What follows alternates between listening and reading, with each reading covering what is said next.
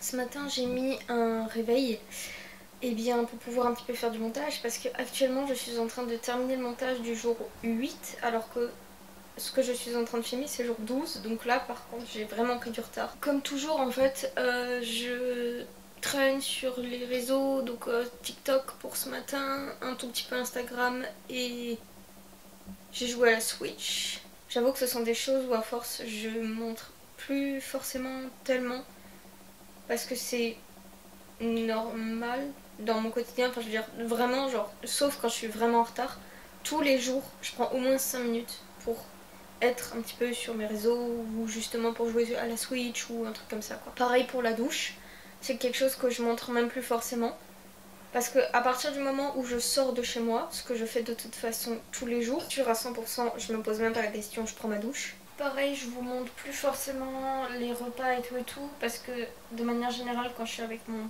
père, en fait, quand je suis avec quelqu'un, je mange déjà mieux que quand je suis seule.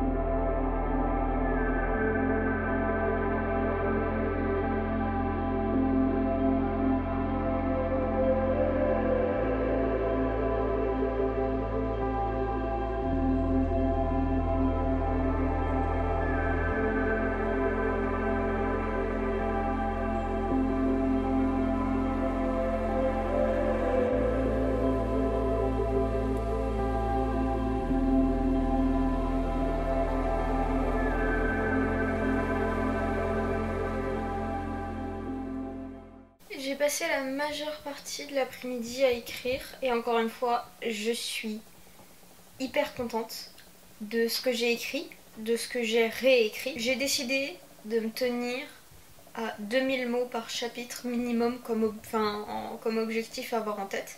Si c'est genre 1800, hein, ça va aller. Hein. Et en fait, je me rends compte à quel point ce que je disais là en fait, je viens de faire grave du montage et j'ai fait la mise en ligne programmée de, je crois, 5 vidéos en même temps. Et bref, du coup, à un moment donné, dans un des vlogs, c'était dans le jour numéro 10, je parlais de bah en fait c'est un petit peu comme un enfant qui fait une crise et qu'en fait il faut pas empêcher l'enfant d'exprimer ce qu'il ressent ni de ressentir ce qu'il ressent, mais plus en fait de détourner le truc et d'essayer de lui faire ressentir une émotion positive à la place avant, en fait même littéralement, ça c'est une technique qui est assez connue, c'est que quand on sent que la crise commence, pour la désamorcer, il faut essayer de faire ressentir un truc positif. Mais c'est là où je me rends compte aussi que, effectivement, au lieu de me concentrer sur ne va pas sur l'écran, et ben il vaut mieux que j'essaye de me concentrer sur regarde, tu pourrais faire cette activité ou celle-ci.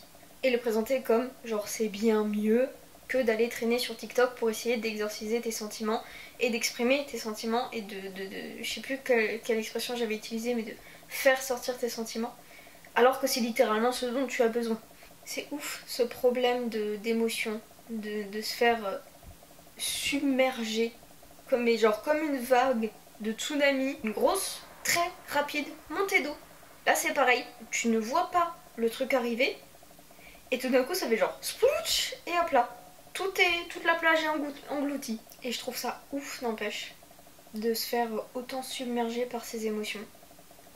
Normalement je suis suivie par une neuropsychologue, sauf que c'est une personne malheureusement qui n'assure absolument pas un suivi régulier, mais du coup c'est avec elle qu'on avait quand même exploré ce truc de il y a quelque chose, et surtout en fait c'est qu'il y a beaucoup de choses, et ça fait un peu beaucoup en fait, l'addiction, trouble du comportement alimentaire, potentielle dépression, dysgraphie, cette incapacité à gérer ses émotions depuis que j'ai environ 11 ans.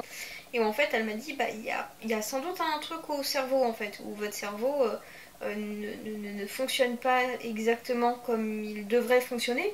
Alors, pour plein de choses, c'est pas dérangeant, c'est juste un fonctionnement différent, mais quand en fait on en vient à faire une crise de nerfs de 2 heures parce que maman nous a dit que notre t-shirt nous allait pas hyper bien, c'est un peu problématique quand même, mais sans plus. À zéro moment elle m'a dit allez voir votre médecin, essayez de vous faire prescrire une IRM, machin ou je sais pas quoi, genre. Donc j'avoue que l'éthique de cette neuropsychologue me laisse légèrement perplexe. À un moment donné avec ma mère, on avait parlé de thymorégulateurs. Ce sont des médicaments qui ont pour but d'agir sur la chimie du cerveau pour régler les émotions. Alors il en existe de plusieurs sortes et ce sont normalement des médicaments qu'on donne aux bipolaires et aux schizophrènes, entre autres. Sauf que ma mère elle m'avait dit essaye de voir avec quelqu'un si ça peut pas être une bonne idée.